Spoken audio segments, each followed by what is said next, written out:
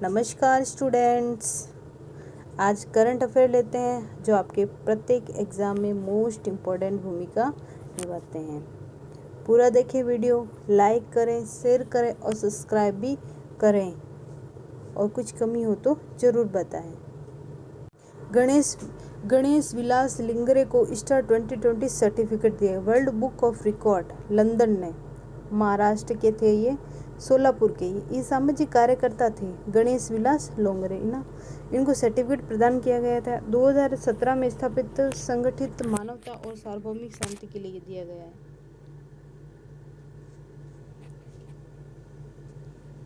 तीन हवाई अड्डों की जिम्मेदारी पीपी मॉडल को। पीपी मॉडल क्या होता है? पब्लिक पार्टनरशिप, एक सेकेंड, तो पब्लिक प्राइवेट पार्टनरशिप पीपी का अर्थ होता है पब्लिक प्राइवेट पार्टनरशिप। तो ये होता है, और अभी कोरोना काल चल रहा है तो इसीलिए ये इन्होंने सार्वजनिक निजी पीपी योजना के तहत देने का मंजूरी दे दी है। तो ये हमारे नरेंद्र मोदी की अध्यक्षता में केंद्रीय मंत्रिमंडल ने भारतीय विमानपत्तन प्राधिकरण यानी AAI के उसमें है ना कौन कौन से, एक तो जयपुर है, गुवाहाटी है और तिरुवनंतपुरम है। तो ये तीनों है ना केरल का, ये तीनों है ना हवाई अड्डों को सार्वजनिक निजी भागीदारी योजना के तहत पट्टे पर दे दिए गए हैं। और आपको पता होगा कोझीकोडम केरल में है ना, वैसे अभी हाल ही में विमान क्रैश हुआ था। और ये है गन्ना का FRP 285 प्रति क्विंटल निर्धारित किया गया है। ये ना ये कुछ फसलें होती है जिसका निर्धारण सिर्फ केंद्र सरकार ही करती है। तो उसमें है गन्ना है, तो गन्ना की ना इनका निर्धारण है ना नरेंद्र मोदी की अध्यक्षता में आर्थिक मामलों की मंत्रिमंडलीय समिति ने CCA ने चीनी मिलों द्वारा भुगतान योग्य गन्ने उचित व लाभकारी मूल्य है ना, ये मूल्य है ना FRP निर्धारित है ना वो यही करते हैं। तो यह मंजूरी कृषि लागत व मूल्य आयोग CSP की सिफारिश के अनुसार दी गई है। गन्ना सीजन 2020 और 21 अक्टूबर सितंबर के लिए FRP 20% रिकवरी के आधार पर 285 रुपये प्रति क्विंटल निर्धारित किया गया है। राजीव गांधी खेल पुरस्कार 2020 के लिए 4 खिलाड़ियों का चयन किया गया है।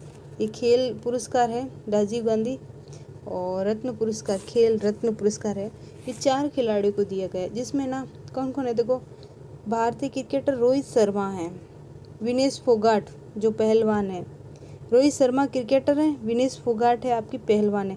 टेबल टेनिस खिलाड़ी हैं मनिका बत्रा, और पैरालंपियन M थंगावेलू। तो ये क्वेश्चन पूछ सकते हैं कि भाई ये खिलाड़ी किस गेम से रिलेटेड है, ये किससे रिलेटेड है, तो उनको ये ना घोषणा की गई है अभी 4 खिलाड़ियों की, विनेश फोगाट, रोहित शर्मा, मणिका बत्रा और पैरालंपियन में M थंगावेलू। उत्तर प्रदेश में इलेक्ट्रॉनिक विनिर्माण नीति 2020 घोषित की गई। इलेक्ट्रॉनिक सामान की आयात को पूरी तरह से रोकने हेतु नरेंद्र मोदी के आह्वान पर यूपी सरकार ने ये नई इलेक्ट्रॉनिक नीति घोषित की गई है। और ये है विदेशी सचिव ने बांग्लादेश के प्रधानमंत्री के साथ वार्ता की।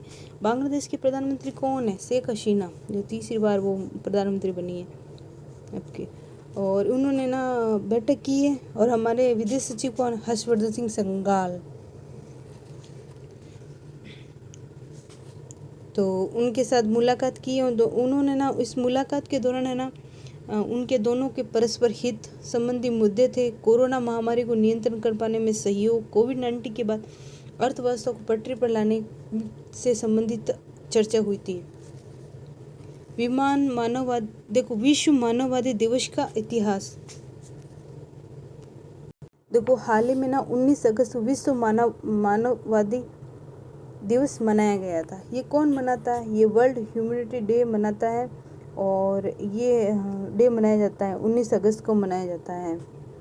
और इनकी थीम है ना, इनकी थीम थी real life heroes who have committed their lives to helping others थी। ये 2020 की थीम थी, और ये था।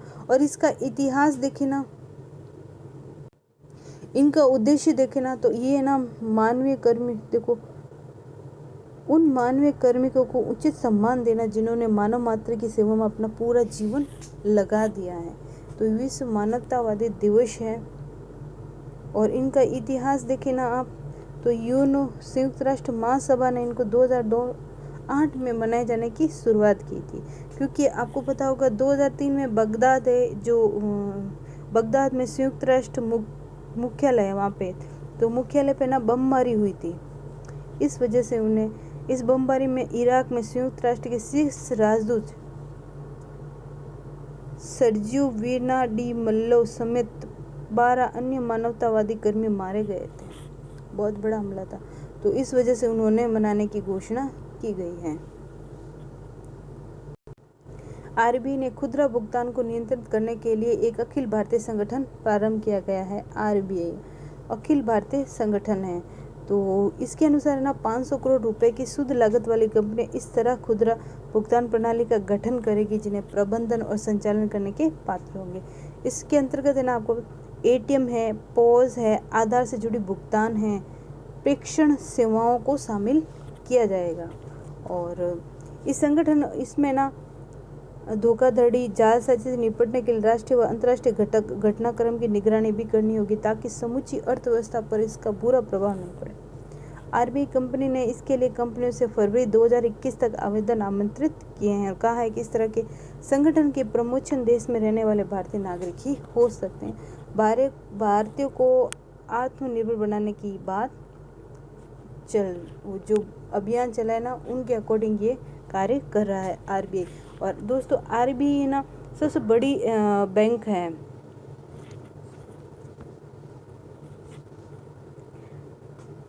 देखो, अंतर्राष्ट्रीय उड़ान संचालन के लिए कई देशों के साथ द्विपक्षीय एयर बबल समझौता हुआ।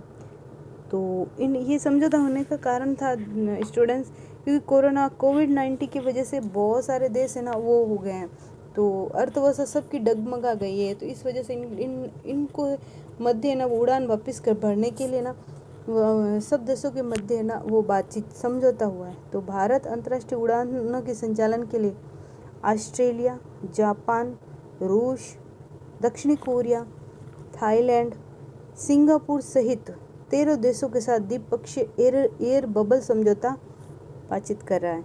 पड़ोसी देश भी शामिल है, जैसे बांग्लादेश है, श्रीलंका है, अफगानिस्तान है, नेपाल है और भूटान के साथ भी प्रस्ताव रखा है। जुलाई से Bharat America, Britain, France, Germany, संयुक्त अरब अमीरात, कतर, मालदीव के साथ एयर बबल समझौता किया है। कोरोना के कारण 23 मार्च से भारत में नियमित अंतर्राष्ट्रीय उड़ानें स्थगित की गई हैं। और ये बबल है ना समझौता क्या है, ये ना ये मैंने पहले ही आपको बता दिया था। ये एयर बबल कोविड महामारी के दौरान नियमित उड़ानों के साथ स्थगित होने के कारण अस्थायी वाणिज्य उड़ानें संचालित करने का समझौता है, जिसके अंतर्गत संबंधित दो देशों की विमान कंपनियां कुछ प्रतिबंध के साथ अंतर्राष्ट्रीय उड़ानों का संचालन कर सकेगी। देखिए, माली के राष्ट्रपति बोबुकार केइता ने अपने पद से इस्तीफा दे दिया। तो माली है ना अफ्रीकाई देश है, पश्चिमी अफ्रीका में है, तो वहाँ का देश है। वहाँ पे बहुत दिनों से वो आंदोलन चल रहा था राष्ट्रपति को हटाने में, तो सैनिकों ने उन्हें बंदी भी बना लिया, जनता ने भी विरोध किया बहुत सारा। उसके बाद इन्होंने ना फिर वो कहा कि भाई अब तो इस्तीफा देना ही पड़ेगा, तो उन्होंने इस्तीफा दे दिया था। तो 18 अगस्त को इन्होंने इस्तीफा दिया है। ये पश्चिमी अफ्रीका देश माली के राष्ट्रपति इब्राहिम बोबुकार केइता ने 18 अगस्त को अपने पद से इस्तीफा दे दिया है। राष्ट्रपति इब्राहिम बोबुकार को वहाँ के सैनिकों ने बंधक बना लिया। 2 महीने से अधिक समय से चल रहे सरकार विरोधी प्रदर्शन के बाद सामने आए नाटकीय घटनाक्रम ने राष्ट्रपति केइता ने अपने निर्धारित कार्यकाल से पहले ही पद छोड़ दिया था। समुद्री खाद्य उत्पादों की गुणवत्ता की जांच के लिए पोरबंदर में प्रयोगशाला शुरू की गई है। पोरबंदर कहाँ का है? गुजरात का है, तो वहाँ पे शुरू की गई है ये समुद्री खाद्य निर्यात विकास प्राधिकरण, ये ना MPEDA ने जारी की है। समुद्री उत्पाद निर्यात विकास प्राधिकरण द्वारा ये गुणवत्ता की जांच के लिए प्रयोगशाला शुरू की है और इसमें खाद्य उत्पादों का प्रसंस्करण, निर्यात करने वाले पोरबंदर में एक गुणवत्ता जांच प्रयोगशाला शुरू की है। इसका उद्देश्य खाद्य उत्पादों की गुणवत्ता को अंतर्राष्ट्रीय नियामक जरूरतों के अनुसार सुनिश्चित करना है। और MPEDA के अध्यक्ष देखो KS श्रीनिवासन है। ये पूछ ले आपको समुद्री उत्पाद, पूछ ले कि समुद्री उत्पाद निर्यात विकास प्राधिकरण के अध्यक्ष कौन है, तो KS श्रीनिवासन है। उन्होंने 15 अगस्त को वीडियो कॉन्फ्रेंसिंग के जरिए प्रयोगशाला का उद्घाटन किया था। न्यायालय ने सैटेलाइट कंपनी को सील किए जाने का उचित समझाया है। ये सैटेलाइट कंपनी कहाँ की, एक तमिलनाडु की है और ये तांबा और ना वो तांबा से वो ऐसे गलन उससे रिलेटेड है। तो उन्होंने कहा कि भाई ये प्रदूषण बहुत ज़्यादा फैला रही, तो इस वजह से उन्होंने बंद कर दिया गया है। देखो मद्रास उच्च न्यायालय, वहाँ का मद्रास उच्च न्यायालय लगता है तमिलनाडु में, तमिलनाडु नीचे वाला क्षेत्र। तो मद्रास उच्च न्यायालय तमिलनाडु के तूतीकुडी में सैटेलाइट कंपनी के तांबा संयंत्र, ये देखो तांबा संयंत्र किए जाने को उचित ठहराया, सील किए जाने को उचित है। यह संयंत्र पिछले अप्रैल 2019 में पर्यावरण प्रदूषण फैलाने की वजह से राज्य में सरकार द्वारा बंद कर दिया गया। फिर राष्ट्रीय हरित अधिकरण ने इस संयंत्र के मालिक वेदांता समूह एक अमेरिका की कंपनी है शायद, तो के पक्ष में अपना फैसला सुनाया था। शायद ये वेदांता समूह अमेरिका के, भारत की होनी चाहिए कंपनी, तो जिससे ये कंपनी है वेदांता समूह। उच्च न्यायालय ने यह कहते हुए रद्द किया था कि अधिकरण ऐसे आदेश द्वारा जारी करने का कोई अधिकार नहीं है, तो उन्होंने ये कर दिया था। देखो ISL 2021 की मेजबानी गोवा करेगा। ISL Indian super league 2020 season की मेजबानी गोवा करेगा और इसका यह 7वां सीजन है जिसकी शुरुआत नवंबर में होगी। जापान की अर्थव्यवस्था में गिरावट, जापान की अर्थव्यवस्था में सबका गिरावट है। कोविड-19 की वजह से सबकी गिरावट आई है। तो इसमें है ना अप्रैल और जून की तिमाही में सालाना आधार 27.8% की रिकॉर्ड में गिरावट आई है। जारी आंकड़ों के अनुसार कोरोना वायरस महामारी की वजह से उपभोक्ता तथा व्यापार बुरी तरह से प्रभावित हुए हैं, जिससे अर्थव्यवस्था में जोरदार गिरावट आई है। जापान का समायोजित वास्तविक GDP है ना वो 7.8% का घाटा हुआ है सालाना दर के तौर पर। तो ये है। कृषि वस्तु के निर्यात में 23.24% की वृद्धि हुई है। कृषि वस्तु के निर्यात में सबसे ज़्यादा वृद्धि होती है, अपने आप में बहुत बड़ा है क्योंकि बेरोजगारी ज़्यादा। इस वर्ष मार्च जून के दौरान कृषि वस्तुओं का निर्यात 2019 में इसी अवधि की तुलना में 23.24 बढ़ा है, क्योंकि कोरोना की वजह से लॉकडाउन हो गया। लॉकडाउन में जो प्रवासी मजदूर जो भी गए ना, तो सबसे ज़्यादा कृषि पर डिपेंड हुए हैं, और तो वो इस वजह से ये निर्यातों में सबसे ज़्यादा वृद्धि देखी गई है। प्रधानमंत्री ISA के पहले विश्व सौर प्रौद्योगिकी शिखर बैठक का आयोजन करेंगे ना। ISA का मतलब होता है अंतर्राष्ट्रीय सौर संगठन है ये, और ये ना इनकी बैठक का उद्घाटन है ना, पहले विश्व सौर प्रौद्योगिकी शिखर बैठक का उद्घाटन प्रधानमंत्री स्वयं करेंगे। इनमें ना सभी सदस्य देशों के मंत्री हिस्सा लेंगे। सरकार के वरिष्ठ अधिकारी, वैश्विक कंपनी, वित्तीय बहुपक्षीय संस्थाओं के प्रमुख, सिविल सोसाइटी विचार सब मौजूद रहेंगे इनमें।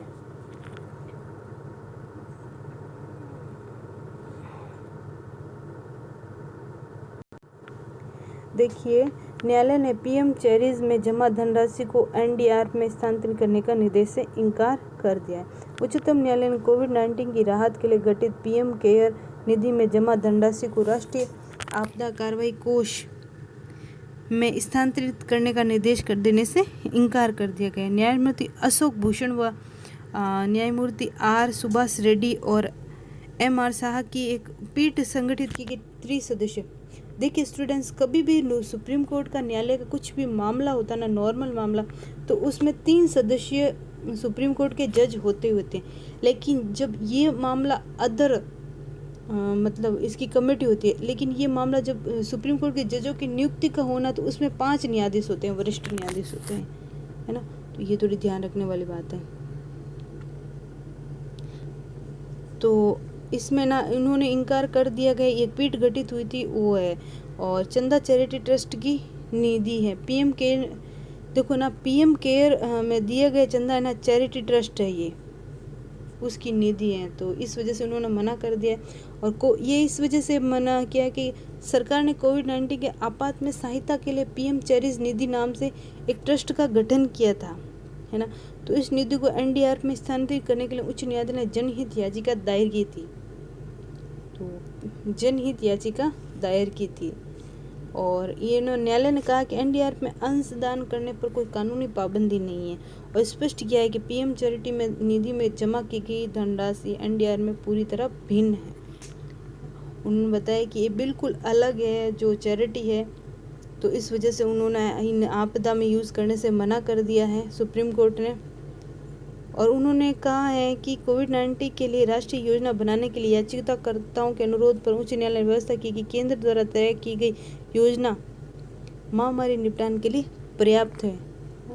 उन्होंने कह दिया कि भाई आप इसमें ऐसे फंड नहीं लेंगे। भारत और संयुक्त अरब अमीरात के बीच जॉइंट कमीशन की 13वीं बैठक हुई है। तो संयुक्त अरब अमीरात है ना, यूएई के बीच है ना, ये 13वीं बैठक हुई थी 17 अगस्त को, वीडियो कॉन्फ्रेंसिंग के माध्यम से हुई थी। तो इस बैठक में विदेश मंत्री एस सुब्रमण्यम जयशंकर और ईए के है ना, वो विदेश मंत्री थे ये शायद इनके राष्ट्रपति प्रधानमंत्री है यूएई से शेख अब्दुल्ला बिन जायद अल नहयान ने हिस्सा लिया था। समकक्ष, अच्छा, तो इन्होंने सुब्रमण्यम जयशंकर ने और यू के समकक्ष है शेख अब्दुल्ला बिन जायद अल नहयान ने हिस्सा लिया है। देखिए बीएसएफ, राकेश अस्थाना को बीएसएफ के रूप में राकेश अस्थाना को बीएसएफ के महानिदेशक के रूप में नियुक्त किए गए। राकेश अस्थाना को, और बीएसएफ ना सीमा सुरक्षा बल होती है, इनके महानिदेशक के रूप में नियुक्त किए। वर्तमान में इंडो तिब्बत बॉर्डर पुलिस के प्रमुख एसएस देसवाल इस बीएसएफ के अतिरिक्त वो भार संभाल रहे थे, है ना। और राकेश अस्थाना बीएसएफ के 27वें महानिदेशक होंगे। और बीएसएफ, देखिए स्टूडेंट्स, बीएसएफ है ना विश्व की सबसे बड़ी सुरक्षा संस्था है, मतलब सैनिक संस्था बोल सकते हैं आप। तो इसका है ना विश्व का सबसे बड़ा सीमा सुरक्षा बल है। इसका प्रमुख कार्य है शांति काल में पाकिस्तान और बांग्लादेश से लगती हुई देश की अंतर्राष्ट्रीय सीमाओं की सुरक्षा करना है। और बीएसएफ में ना 186 बुलेट बटालियन है, इसमें से 2.25 लाख बहादुर और समर्पित जवानों की संख्या है। और जबकि आपको पता है, जबकि है ना चीन से सीमा सटती है ना, तो उसमें ना इंडो तिब्बत बॉर्डर होता है, आईटीबीपी होता है। और हाल ही में ना कुछ सालों में इन दोनों को इकट्ठा करने की बात की गई थी, लेकिन वो हुआ नहीं है। सत्यपाल मलिक को मेघालय का राज्यपाल अपॉइंट किया गया है। देखिए सत्यपाल मलिक है ना गोवा के राज्यपाल थे, और इससे पूर्व है ना वो जम्मू कश्मीर के थे राज्यपाल। जब जम्मू कश्मीर मतलब संघ शासित प्रदेश नहीं बना था, उस समय लद्दाख और जम्मू कश्मीर एक ही राज्य था। उस समय ना सत्यपाल मलिक जम्मू कश्मीर के थे, फिर गोवा के अपॉइंट हुए। अब है ना उनको मेघालय का राज्यपाल बना दिया गया है। और वैसे गोवा में ना अतिरिक्त कार्यभार दिया गया भगत सिंह कोश्यारी, जो महाराष्ट्र के राज्यपाल हैं, उनको है ना अतिरिक्त कार्यभार दिया गया। राज्यपाल का उल्लेख आर्टिकल 153 में है। 153 के अनुसार राज्यपाल होता है, वो राज्यपाल की नियुक्ति की जाती है। और 7वां अमेंडमेंट द्वारा कर दिया गया है कि भाई 7वां अमेंडमेंट 1956 में ना प्रावधान किया गया कि एक ही व्यक्ति को 2 या 2 से अधिक राज्यों का राज्यपाल बना सकते हैं, जो आर्टिकल 153 में स्पष्ट उल्लेख है। इन्हें पहले मूलतः उल्लेख नहीं था, फिर बाद में क्या हुआ, राज्यपाल का थोड़ा वो होने लगी, तो इस वजह से था। और इसी पहले वो बात करें तो और भी ना राज्य में ना राज्यपाल वो अतिरिक्त कार्यभार संभालते हैं, है ना। तो ये है। देखो इंदौर लगातार चौथे साल सबसे साफ शहर है। अभी हाल ही में ना विश्व रैंकिंग अभी हाल ही में स्वच्छता रिपोर्ट अभी हाल ही में स्वच्छ सर्वेक्षण रिपोर्ट निकाली गई है कल में, तो है ना उसमें है ना इंदौर है ना चौथा शहर है, मतलब है ना चौथे साल है ना सबसे साफ शहर है, चौथे साल टॉप में आया है ना इंदौर महाराष्ट्र का, है ना। तो ये है, और 10 साफ शहरों में गुजरात के 4 शहर आए हैं, भोपाल 7वें नंबर पर है और बनारस बेस्ट गंगा टाउन घोषित किया गया है। बनारस देखिए, इसमें देखिए इंदौर टॉप पे है, फिर सूरत गुजरात वाला, नवी मुंबई वाला, विजयवाड़ा, अहमदाबाद गुजरात, राजकोट, भोपाल मध्य प्रदेश, चंडीगढ़, विशाखापट्टनम और वडोदरा। तो ये ना टॉप शहर हैं, और उसमें ना इंदौर है ना लगातार 4 सालों से टॉप शहर में शामिल है। और ये रिपोर्ट इनका संस्करण है ना 5वां संस्करण था, सर्वेक्षण का 5वां संस्करण था, और इसमें ना 40,041 शहर को शामिल किया गया था। और ये जारी कौन करता है? देखिए, ये जारी करता है भारतीय आवास व शहरी कार्य मंत्रालय। ये भी क्वेश्चन पूछते हैं कि ये जारी कौन करता है स्वच्छता सर्वेक्षण रिपोर्ट। इसमें भारतीय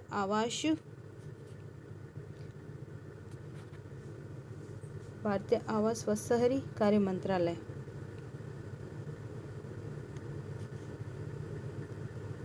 शहरी कार्य मंत्रालय जारी करता है। तो ये भी थोड़ा ध्यान रखने वाली बात है। देखो, एक देश एक परीक्षा नेशनल रिक्रूटमेंट एजेंसी को गठन को मंजूरी दी गई है। ये केंद्र सरकार की ना वो मंजूरी है, और ना ये हर साल नौकरी की परीक्षा देने वाले 3 करोड़ युवाओं को राहत मिलेगी। ये क्या है कि ना केंद्र में बहुत सारी संस्थाएं अलग अलग तरह से एग्ज़ाम करवाती है, तो एग्ज़ाम करवाने के लिए एक ही एग्ज़ाम को अलग अलग तरीके से अलग अलग संस्थाएं करवाती है।